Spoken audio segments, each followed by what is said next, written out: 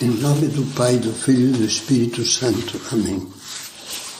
Vinde, Espírito Santo, enchei os corações dos vossos fiéis e acendei neles o fogo do vosso amor.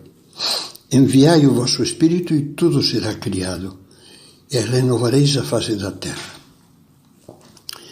Iniciamos agora uma nova série baseado no meu livro recente intitulado Teu Coração e Deus, Luzes e Sombras do Coração Humano. E começo com uma explicação introdutória. A palavra coração, como você sabe, possui um amplo leque de significados. Usamos para tantas coisas. É como uma pedra preciosa lapidada com múltiplas facetas. Pode exprimir a palavra coração, pode exprimir sentimentos profundos. Eu te amo muito, por exemplo. Emoções passageiras, amor verdadeiro, desejos egoístas, aspirações heróicas, uma paixão cega, a caridade e muitas vezes vários desses sentimentos juntos. Nessas meditações vamos falar do coração no seu significado mais comum, que é o que achamos também na Bíblia, quase sempre. São José Maria dizia: quando falamos de um coração humano, não nos referimos apenas aos sentimentos. Aludimos à pessoa toda que quer, que ama, que convive com os outros. E no modo de os homens se exprimirem, que a Sagrada Escritura, a Bíblia, acolheu para nos dar a entender as coisas divinas, o coração é considerado como o resumo e a fonte, a expressão e o fundo íntimo dos pensamentos, das palavras e das ações. Na Sagrada Escritura, pois, falar de coração é a mesma coisa que falar do fundo da nossa alma, centro da nossa alma, com todas as suas faculdades e potências. As meditações sobre o nosso coração poderiam ser incontáveis, mas nós vamos focar nesta série apenas algumas das luzes e sombras que descobrimos dentro do nosso coração quando deixamos que Deus o ilumine com a sua palavra. De tal maneira que cada capítulo, que são breves, começará com uma palavra de Deus, uma palavra da Sagrada Escritura. Primeiro, o tesouro do coração. São Lucas nos diz, no capítulo 6, o homem bom, são palavras de Cristo, o homem bom, do bom tesouro do coração, tira o que é bom. Em que consiste esse tesouro do coração? Nós o compreenderemos se nos lembrarmos de duas grandes verdades sobre nós mesmos. Primeira verdade: Deus que nos criou é essencialmente amor. Deus é amor, diz e repete São João, de uma maneira concisa, maravilhosa. De modo que ele acrescenta: aquele que não ama não conhece a Deus. Segunda verdade: Deus criou o homem e a mulher à sua imagem e semelhança. Portanto, a imagem e semelhança do amor supremo e ilimitado. Quer dizer que Deus fez o ser humano capaz de amar e de crescer no amor sem limites, pois tem como suporte, modelo e ideal o amor infinito. Essas duas verdades nos ajudam a compreender os dois grandes tesouros que Deus colocou no nosso coração. O primeiro tesouro são os dons naturais da nossa alma, a inteligência e a vontade, unidas no grande dom da liberdade.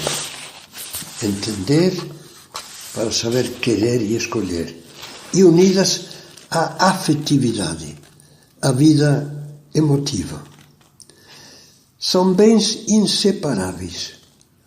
Quando se cria um divórcio entre eles, por exemplo, quando a inteligência funciona sem o calor do afeto e sem mover a vontade a agir. Portanto, fica em pura teoria. Quando a vontade fica separada da inteligência e consiste na soma de vontades irracionais, instintivas. Quando a liberdade se reduz a escolher os impulsos egoístas cegos, sem pensar, então o ser humano, nós deixamos de ser humanos. Para amar é preciso conhecer e compreender o objeto do amor, Deus e o próximo. É preciso querer, livre e generosamente, aquilo que o amor pede ou precisa. E é preciso aquecer apaixonadamente o querer. Está vendo a união desses três aspectos do amor? Inteligência, vontade, afetos, afetividade.